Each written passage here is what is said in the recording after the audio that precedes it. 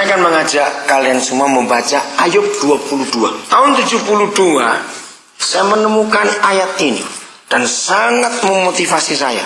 Ya, tahun 72, pasti kalian belum lahir. Kitab Ayub pasal 22. Sampai hari ini masih banyak orang yang tidak tahu apa sih kesalahan Ayub yang sesungguhnya. Dan ternyata Ayub itu punya satu kesalahan yang kita nggak pernah tahu. Kesalahannya mengerikan. Ya, Ayub 22, saya baca mulai ayat yang pertama. Judulnya Elifas menganjurkan supaya Ayub bertobat daripada apanya? Dosanya yang besar. Nah, sampai hari ini masih banyak pendeta yang mendebat apa yang saya uraikan ini. Nggak mungkin Ayub punya dosa. Karena banyak pendeta masih berpegang pada Ayub 1. Masih ingat ketika setan datang? Terus apa pujian Yahweh kepada Ayub? Dia baku yang luar biasa, yang tulus, yang taat, yang segala-segala itu. Tapi ternyata ada ayat ini. Nah, kita lihat. Maka Elifas, orang Teman itu menjawab, apakah manusia berguna bagi Tuhan? Tidak. Orang yang berakal budi hanya berguna bagi dirinya sendiri. Apakah ada manfaatnya bagi yang Maha Kuasa kalau engkau benar? Atau keuntungannya kalau engkau hidup saleh? Nah, jadi seringkali hidup agamawi kita itu kita jadikan tameng, jadikan perisai untuk kita berkata, Tuhan kau harus memberkati aku karena aku sudah benar, aku hidupnya takut Tuhan, aku saleh, aku rajin beribadah, aku aktif melayani. Kalau itu masih di lingkungan gereja, maka itu bukan pelayanan. Sebab yang Yesus mau kita menjangkau seseorang yang di luar gereja. Betul tidak? Jadi bukan ke dalam lagi, harus keluar. Ini yang ditantang oleh Elifas. Apakah karena takutmu akan Tuhan maka engkau dihukumnya dan dibawanya ke pengadilan? Bukankah kejahatanmu, ini dia, bukankah kejahatanmu besar dan kesalahanmu tidak berkesudahan? Woi, ngeri sekali. Apa kejahatan Ayub? Apa kesalahan Ayub? Karena dengan sewenang-wenang engkau menerima gadai dari saudara-saudaramu dan merampas pakaian orang-orang yang melarat. Nanti kalau sempat, Kak Jo ini punya pelayanan di Amerika yang luar biasa. Pelayanan untuk tunawisma. Sana istilah homeless ministry.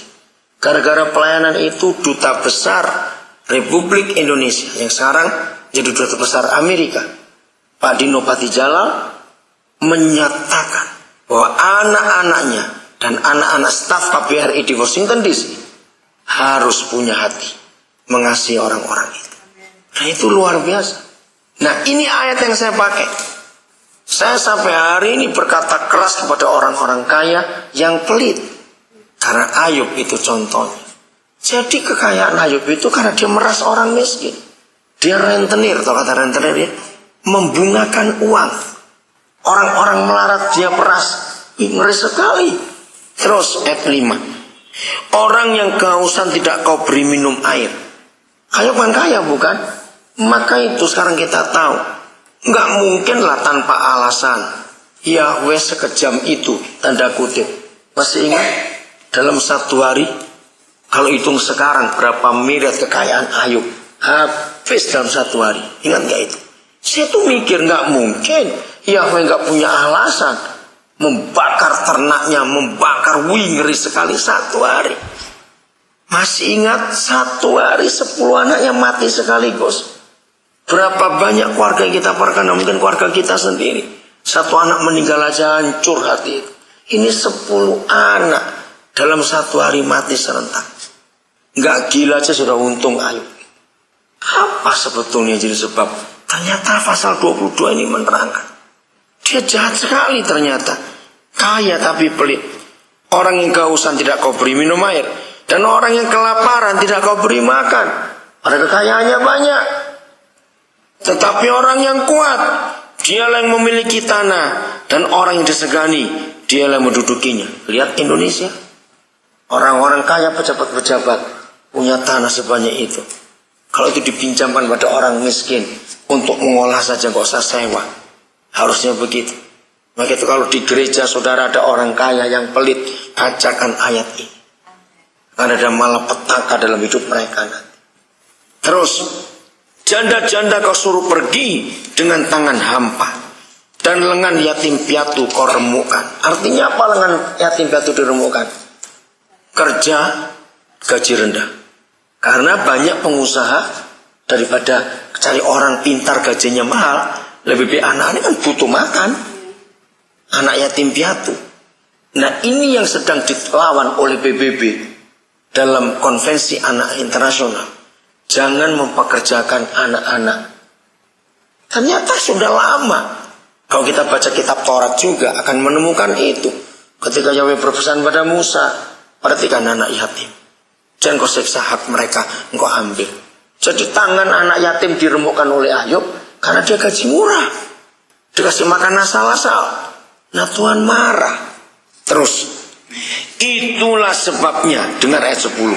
Itulah sebabnya engkau diapakan? Dikelilingi perangkap dan dikejutkan oleh kedahsyatan dengan tiba-tiba. Ternyata dengan tiba-tiba terjadi itu malapetaka.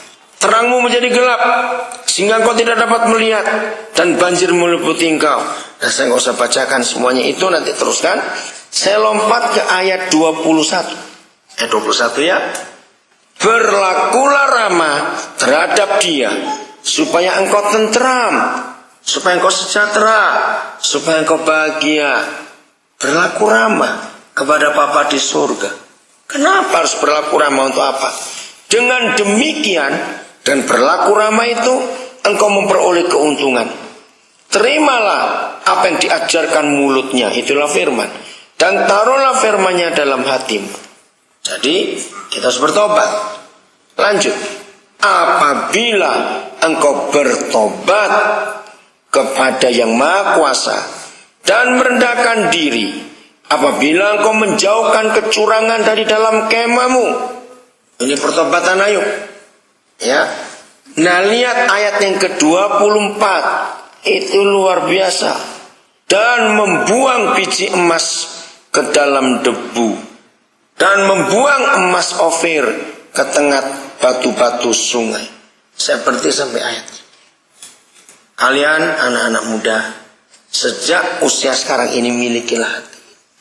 Tahun 72 saya mendapat pewahyuan ayat ini. Saya masih muda. Hitung saya lahir tahun 56. Tahun 72 saya umur berapa? Nah, saya mendapat pewahyuan ayat ini sungguh luar biasa. Saudara, orang kaya, orang gila pun itu ngerti duit. Betul tidak? Siapa pernah bohongin orang gila itu? Kita marah, kita maki, kita ledek, dia gitu aja. Tapi begitu kita bohongin uang, dia ngerti. Pernah coba enggak? Coba aja enggak percaya. Maka itu uang itu hebat. Buat orang gila jadi waras. Tapi celaka yang waras jadi gila juga gara-gara uang. Betul?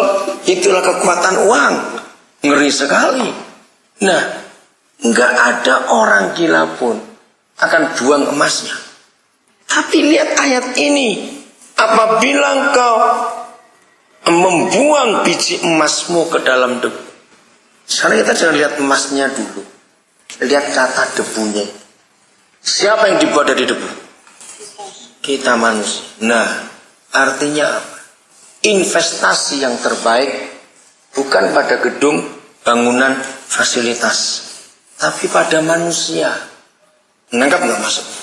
Kata membuang itu adalah investasi. Karena kata membuang itu adalah menanam. Investasi kan penanaman modal. Ternyata penanaman modal yang terbaik itu dalam hidup manusia. Dan emas Ofirmu.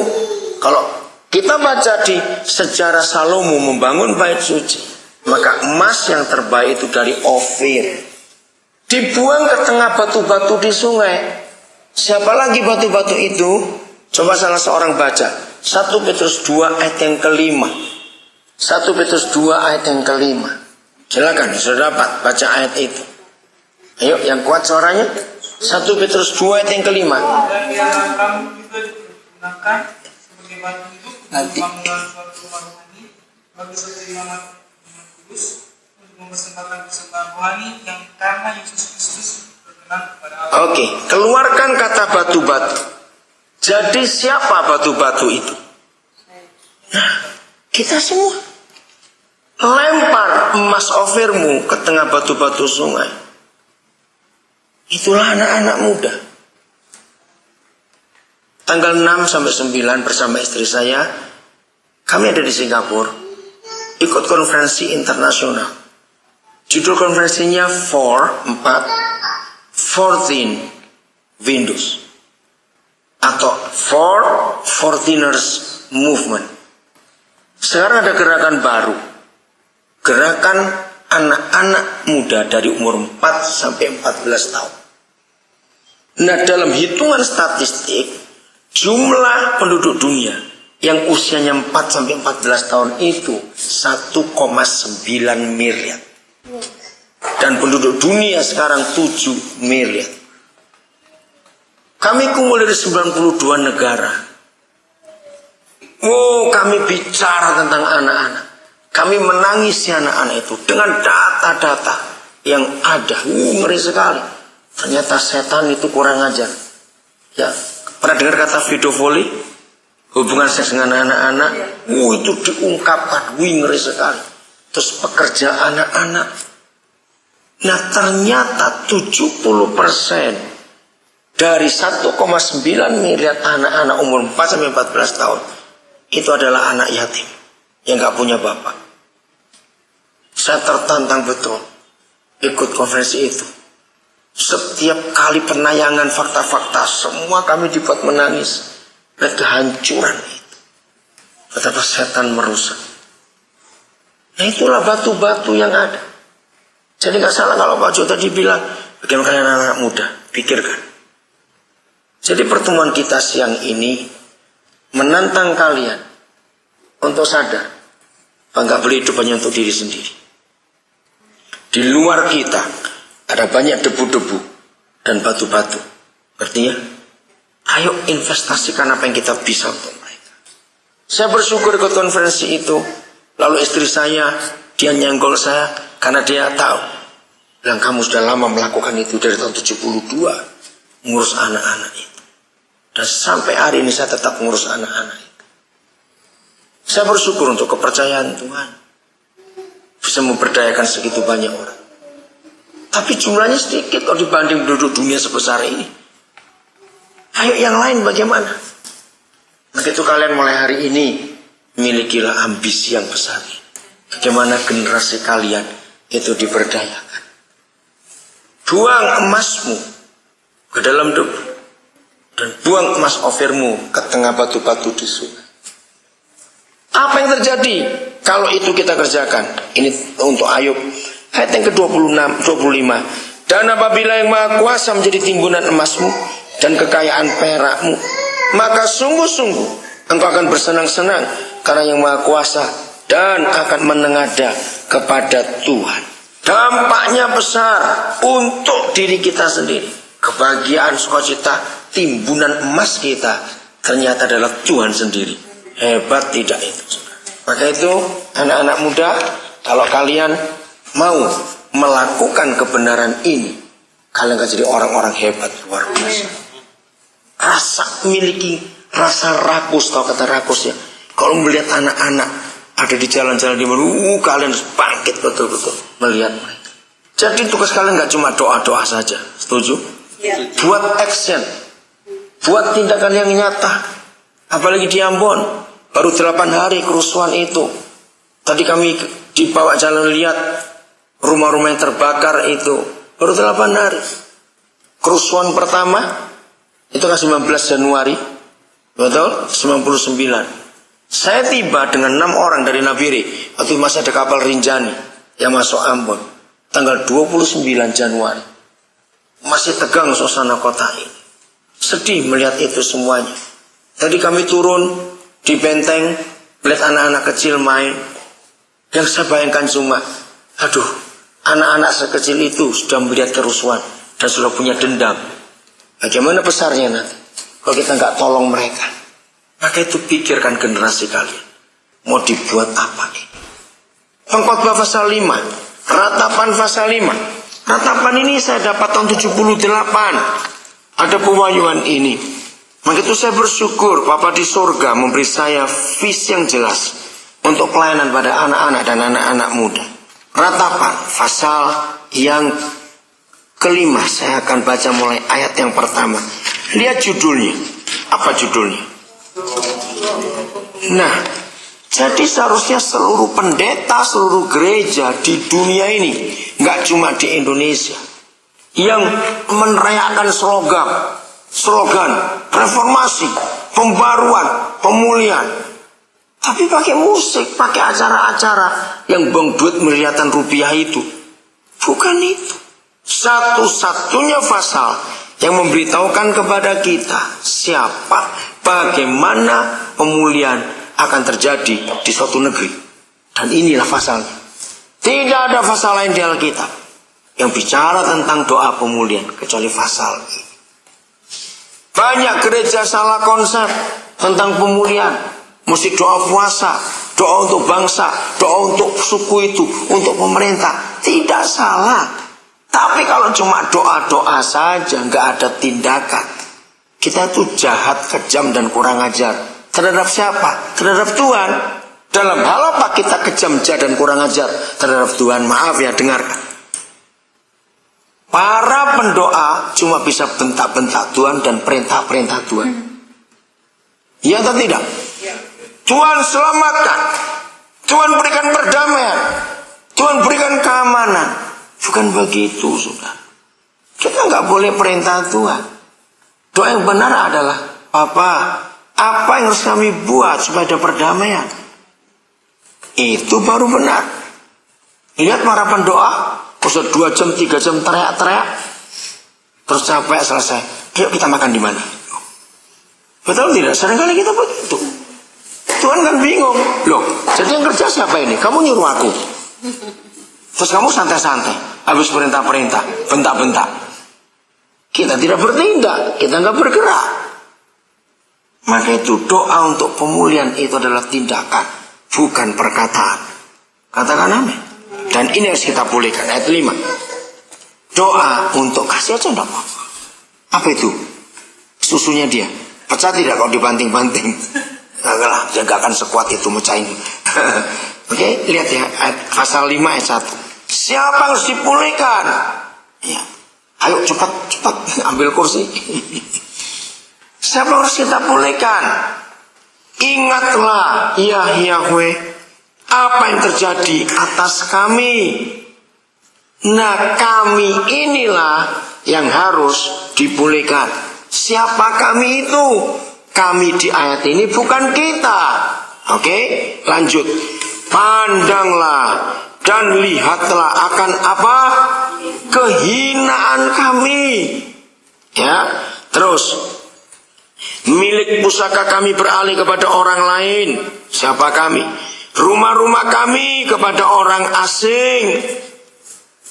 Belum tahu siapa itu. Ayat 3. Kami menjadi anak yatim, fatherless. Nah, ternyata ini generasi kalian.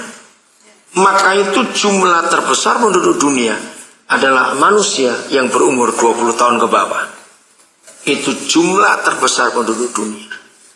Kami menjadi anak yatim, tak punya bapak, dan ibu kami seperti janda. Aneh. Kalian baca terjemahan apa saja, dan disebut our mother as widows. Ya, disebut begitu seperti janda. Kenapa nggak sebut janda saja? Our mother widow, our widows. Tapi seperti bahasa apa saja saudara kata. Saya bingung. Kenapa ibu kami jadi seperti janda bukan janda? Maaf. Sekarang kita lihat. Disebut janda karena memang dia punya anak tapi nggak ada bapaknya. Tapi nggak bisa disebut janda karena nggak menikah. Betul tidak? Nah, itulah free sex. Lahirlah anak-anak yang seperti ini. Karena free sex makin merajalela, maka anak-anak ini jumlah makin banyak. Dan lihat anak-anak jalanan makin banyak. Terus air kami minum dengan membayar. Bayangkan kebutuhan dasar, nggak ada yang gratis untuk anak-anak itu. Untuk minum aja bayar. Dan kami mendapat kayu dengan bayaran. Kayu untuk masak, untuk hidup. Enggak, harus bayar juga. Betapa menderitanya generasi kalian ini. Kami dikejar dekat-dekat. Kami lelah. Bagi kami tak ada istirahat. Ya itu tadi. Pekerjaan anak, pedofili, ngeri. Jadi mereka sudahlah. Asal bisa makan. Ayat 6. Kami mengulurkan tangan kepada Mesir dan kepada Asyur untuk menjadi kenyang dengan roti. Jadi mereka tuh jadi budak sah, gak apa-apa asal kenyang. Kerja berat pun gak dibayar asal makan. Kasihan generasi ini. Dan dunia penuh dengan anak-anak seperti ini. Di India ngeri sekali jumlahnya itu. Ayat 7. Nah ini kita lihat saudara. Bapak-bapak kami berbuat dosa. Mereka tidak ada lagi. Tetapi kami yang menanggung kedurjanaan mereka. Maka itu generasi muda khususnya anak-anak lagi, hentikan free sex. Ngeri. Kalau kita baca kitab Taurat, ada tekanan kepada kita harus diurus janda-janda, betul nggak? Harus ngurus janda-janda. Nah zaman dulu janda itu karena satu hal terbesar, karena perang. Itu begitu banyak janda. Nah otomatis kalau banyak janda, hanya anak yatim. Karena nggak ada bapaknya. Zaman sekarang banyak janda bukan karena perang, tapi karena free sex. Dan inilah kemarahan anak-anak itu. Bapak-bapak kami berbuat dosa. Lalu mereka pergi. Ngeseks di sini punya anak, tinggal pindah kota lagi. Ngeseks lagi di sana, ngerti kata ini. Begitu beritahukan generasi anak laki ini. Supaya tidak salah. Anak-anak ini marah. Bapak-bapak kami berbuat dosa. Mereka pergi. Tapi kami yang menanggung kedurjanaan mereka. Karena mereka sakit hati pada bapak-bapak. Ngeri sekali. Begitu kita harus menolong mereka. Pasal 4. Jadi sekarang kita tahu doa pemulihan itu siapa yang dibolehkan? Anak-anak, remaja, dan pemuda. Itu yang terbanyak saat ini. Pasal 4. Sengsara Sion yang dahsyat. Nah Sion itu gereja. Kalau saudara membaca kitab Yesaya, kitab Yeremia, ada kata Sion itu artinya gereja. Gereja ngalami sengsara. Mendengar kata sengsara saja kita sudah ngeri. Ini sengsara yang dahsyat. Nah maka itu kalian harus bangkit. Ingat itu ya. Inilah ratapan itu. Sungguh pudar emas itu. Emas murni itu berubah. Batu-batu suci itu terbuang di pojok tiap jalan. Nah itulah generasi muda. Nanti kita lihat. Dari emas pudar, batu suci terbuang di pojok tiap jalan. Saya ulangi, saya dapat Wayoni tahun 78. Saya bersyukur kepada Bapa di surga. Ayo kita lihat. Kalau ada orang-orang kumpul di pojok-pojok tiap jalan.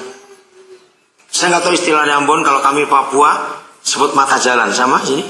Main-main mata jalan. Saya tanya dua hal. Satu, kalau ada anak-anak muda kumpulin di pojok tiap jalan atau di mata jalan, itu biasanya siang atau malam? Pasti malam. Yang kedua, kalau mereka kumpul di pojok tiap jalan malam, biasanya mereka buat apa, negatif atau positif? Nah, pertanyaannya, sebabnya kenapa? Mengapa mereka malam ada di pojok tiap jalan? Sebab di rumah mereka ada neraka. Mereka cari surga di luar rumah. Neraka di rumah penyebabnya cuma satu. Karena ayah ibu tidak harmonis. Begitu surga hancur di rumah, maka yang muncul pasti neraka. Kalau neraka yang muncul di rumah, anak-anak akan cari surga di luar rumah. Dan 100% surga yang mereka cari di luar rumah itu pasti kejahatan. Ngeri sekali. Dan ini keadaan. Ayat 2. Anak-anak Sion yang berharga, yang setimbang dengan emas tua. Lihat, emas tua. Sekarang apa kondisinya? Sungguh mereka dianggap belanga-belanga tanah, buatan tangan tukang periuk.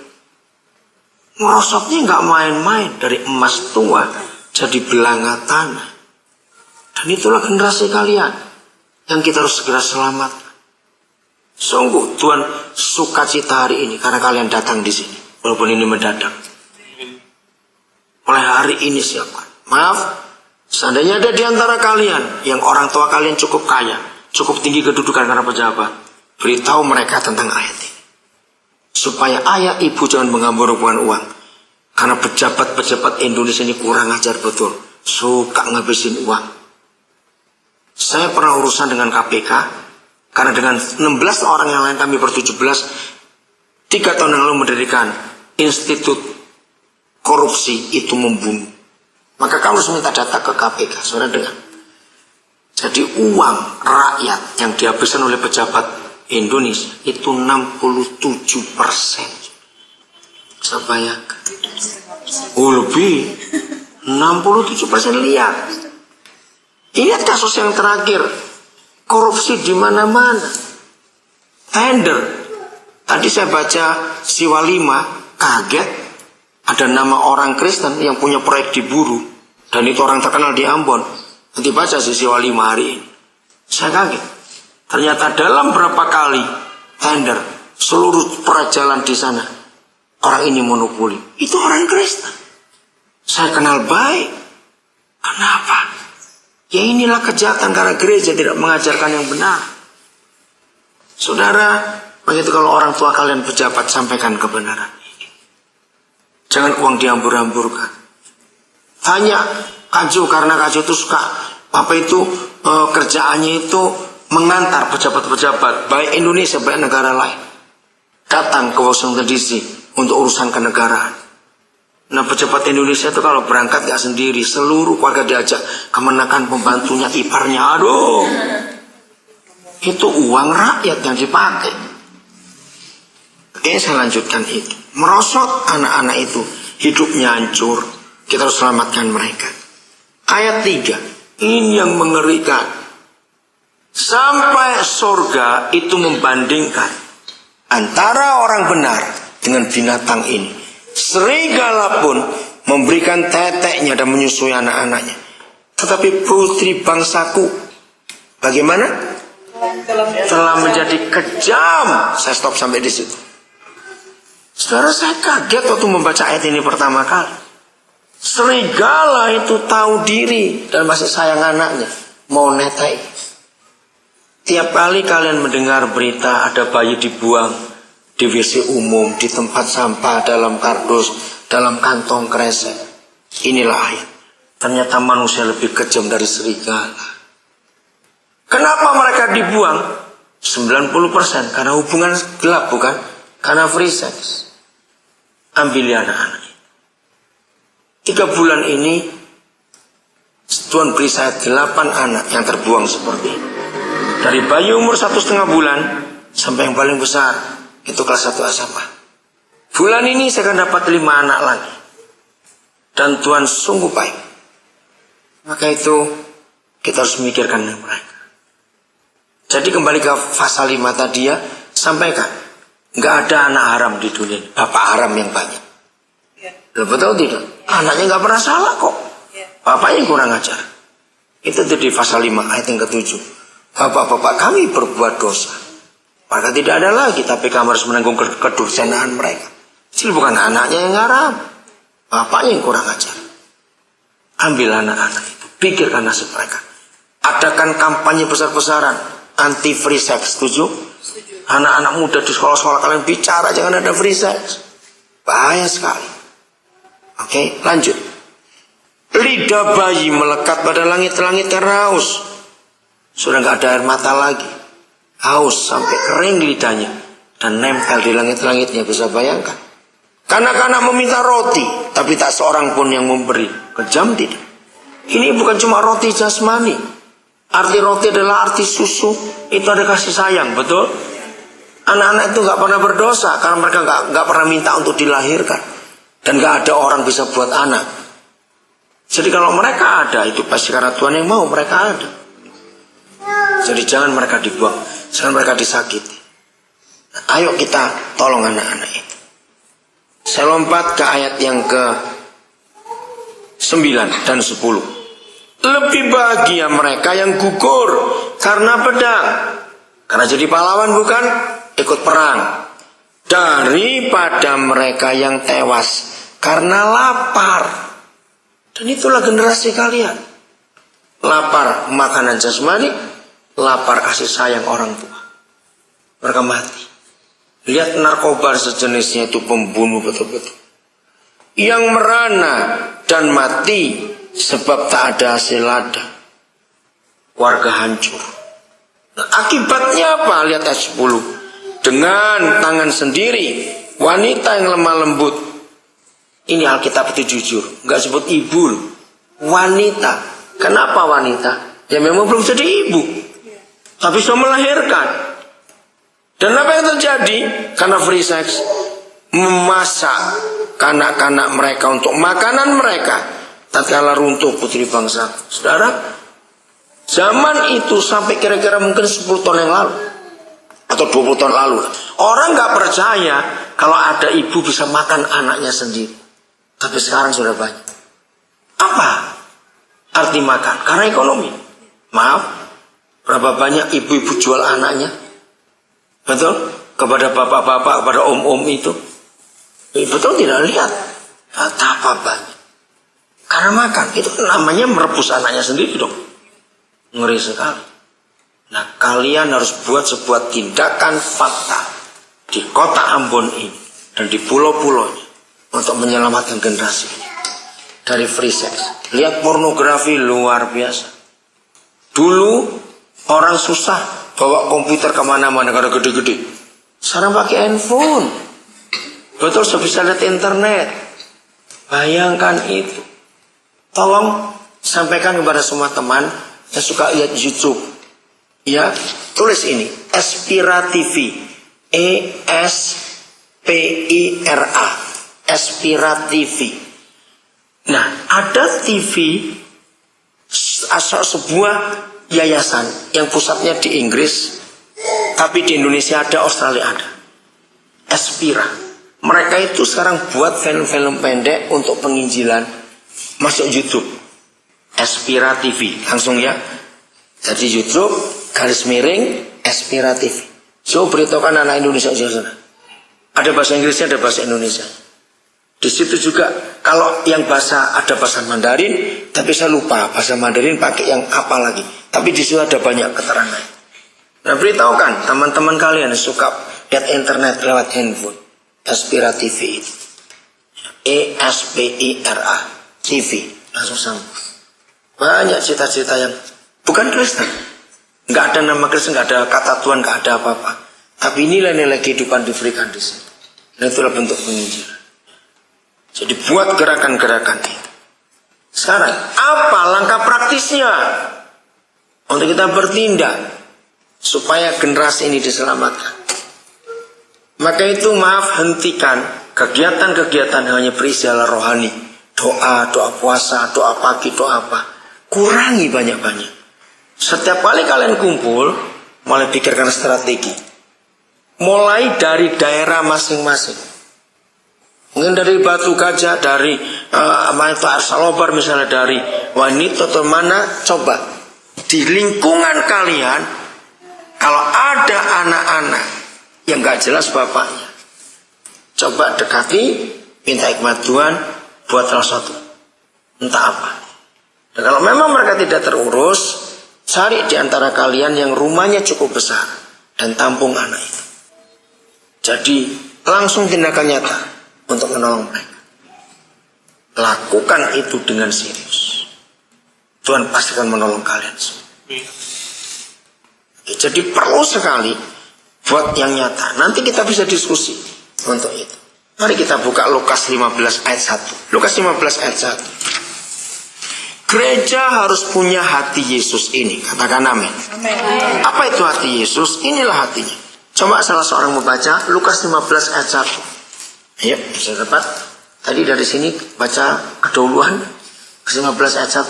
Para pemungut cukai dan orang-orang berdosa biasanya datang kepada Yesus untuk mendengarkan dia. Ya, perhatikan banyak hal dari kisah itu.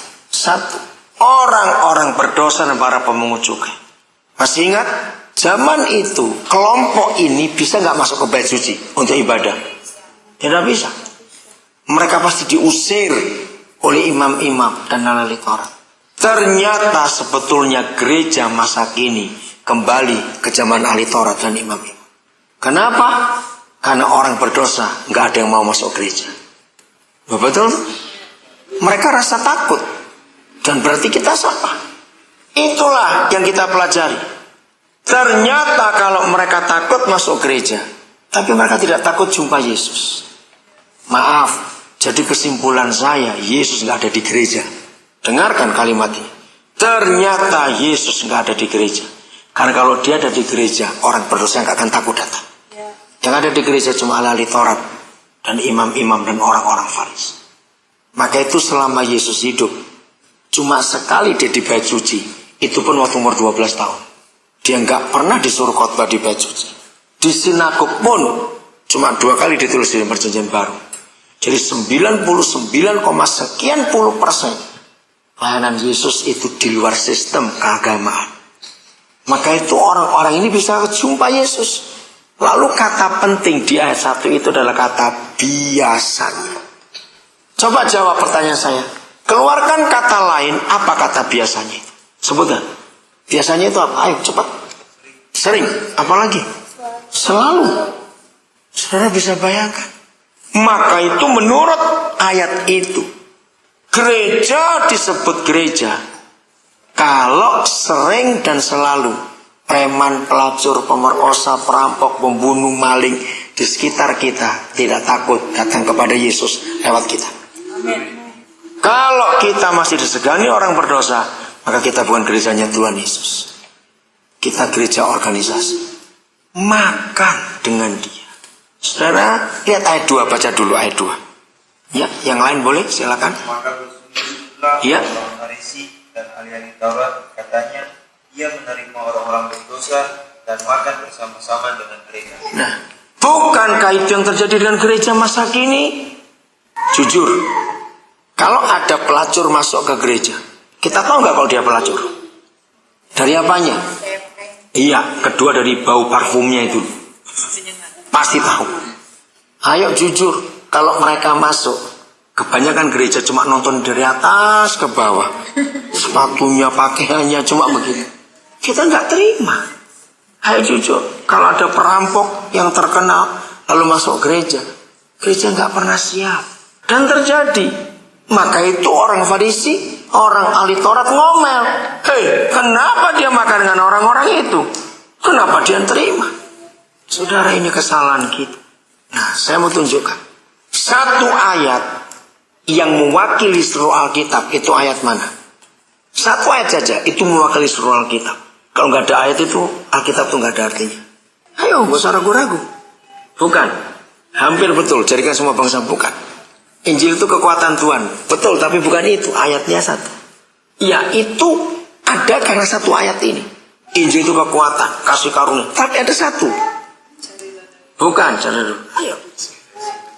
Kasih sembuhkan.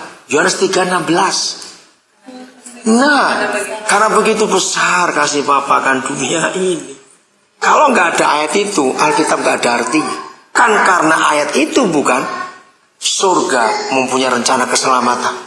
Nah, Yohanes 3 ayat 16 itu nggak akan ada artinya kalau tidak ada Lukas 15. Karena penjelasan Yohanes 3 ayat 16 itu adanya di Lukas 15. Masih ingat ada berapa kisah?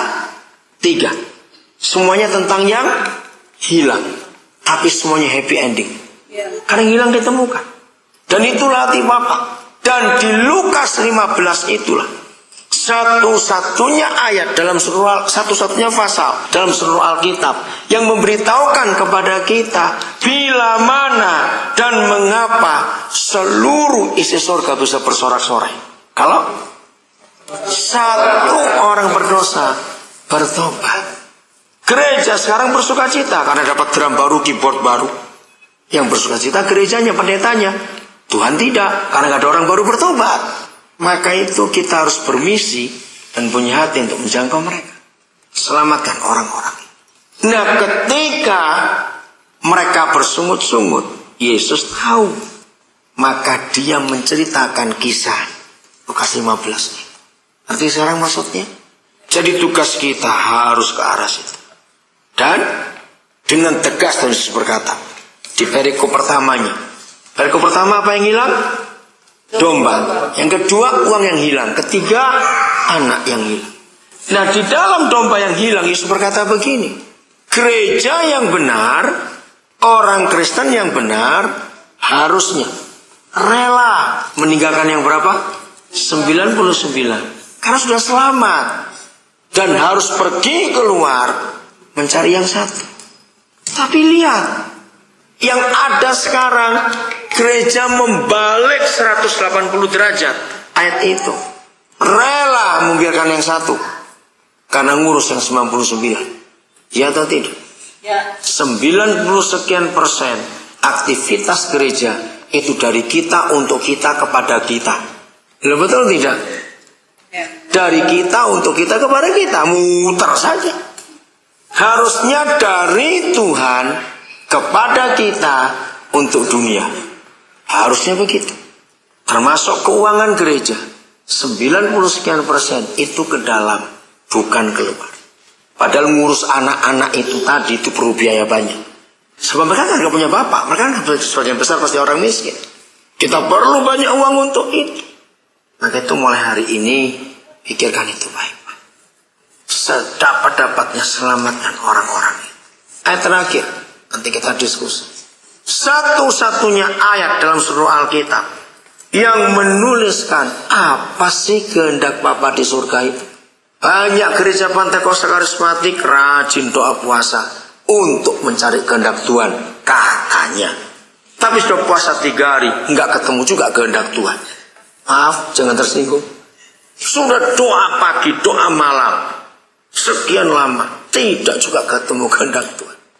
Karena kita nggak baca Alkitab baik-baik. Sekarang buka 1 Timotius 2 ayat yang keempat. Ternyata kehendak Tuhan itu sudah tertulis. Ngapain dicari lagi, apalagi pakai doa puasa segala. Nggak perlu. Saya ulangi, inilah satu-satunya ayat dalam seluruh Alkitab yang memberitahu kita apa kehendak Tuhan kita. Tolong baca salah seorang. Yang menghendaki Iya. supaya semua orang diselamatkan dan memperoleh pengetahuan akan kebenaran. Jelas sekali Bapa di surga menghendaki supaya berapa orang? Ayo baca, supaya berapa orang? Semua orang diselamatkan, bukan dikristenkan. Nanti kita akan dengar kesaksian Pak Jo soal pelayanan tunawisma di Amerika itu luar biasa. Semua orang bukan dikristenkan.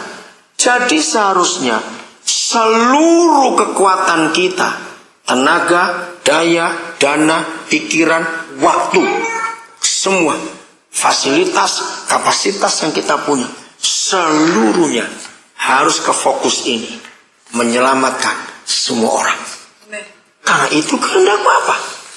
Dan gak perlu dipuasain lagi, sudah tahu kok apa kehendak. Kalau kehendak Tuhan yang sering terjadi, misalnya ada orang tua sedang berdoa untuk anaknya cari sekolah di mana, lulus SMA misalnya, itu gak usah pakai doa puasa. Cari aja pakai 3 hal. Cari mana yang paling murah bisa diterima anak ini. Atau kedua, cari ada keluarga di kota itu tidak, supaya anak bisa dititipkan. Kan gampang. Yang ketiga ya daftar. Jangan puasa lagi. Betul tidak? Dan kadang-kadang kita terlalu rohani. Sehingga hal-hal yang gak penting kita jadikan penting. Yang penting kita jadikan gak penting. Karena kita salah konsep dalam hidup ini. Jadi mulai hari ini, sungguh kalian orang-orang hebat. Kalian orang-orang hebat. Kerjakan apa yang Tuhan percayakan dan seluruhnya. Bagi yang masih mahasiswa, milikilah ambisi. Tidak dosa kalau ambisinya untuk kemuliaan Tuhan. Jadi orang-orang kaya, jadi orang-orang ahli di bidang masing-masing, jadi orang-orang yang ada di dunia politik dan di seluruh bagian dalam kehidupan. Jadilah seperti itu. Dalam konferensi Singapura itu, maka disebutkan ada 7 bagian harus dikuasai anak-anak Tuhan. Dunia entertainment, arts, budaya, kesenian, pendidikan, ekonomi, politik, lalu kesehatan. Semua harus masuk. Karena kita harus jadi garam dunia. Dan garam itu harus menjalar kemana-mana. Jadi buang konsep halal rohani saja. Ingat itu. Buang. Kurangi waktu untuk kumpul di gereja. Kurangi. Sebetulnya Tuhan kita nggak suka kalau ada gereja kegiatannya full seminggu, Senin sampai ketemu Senin. Karena kalau seluruhnya di gereja, kapan kita jangkau keluar? Jadi harus kurangi, maksimal 2 kali atau 3 kali cukup. Supaya kita punya waktu untuk mengasihi orang-orang yang belum dikasih, yang belum menerima kasih Yesus. Amin. Jadi pikirkan kegiatan-kegiatannya. Satu ayat lagi, Matius 25 ayat 40. Jangan sampai pada hari terakhir kita diadili dengan cara yang salah, karena kita tidak melakukan apa yang Tuhan kehendaki. Matius 25 ayat 40. Ketika hari itu para kambing dan para domba protes. Kapan kami melihat Tuhan lapar, telanjang, sakit, di penjara? Kapan? Betul? Maka raja itu akan menjawab. Ayo baca sama-sama ayat 40. 1, 2, 3. Dan raja itu akan menjawab mereka, Aku berkata kepadamu, sesungguhnya segala sesuatu yang kamu lakukan untuk salah seorang dari saudaraku yang paling hina ini, kamu telah melakukannya untuk aku. Saya tanya kepada saudara, di mana keberadaan saudara-saudara Yesus yang paling hina itu? Di dalam gereja atau di luar gereja? Jelas di luar. Kalau sudah di dalam, kita bukan terhina lagi, kita mulia. Kalau sudah ditebus. Maka itu, kalau kita berkata, aku melayani Tuhan, tapi cuma di gereja, itu bukan melayani Tuhan, melayani diri sendiri. Karena kalau melayani Tuhan, itu melayani saudara-saudaranya yang adanya di luar gereja. Segala sesuatu yang kau buat untuk salah seorang dari mereka, itu yang telah kau buat untuk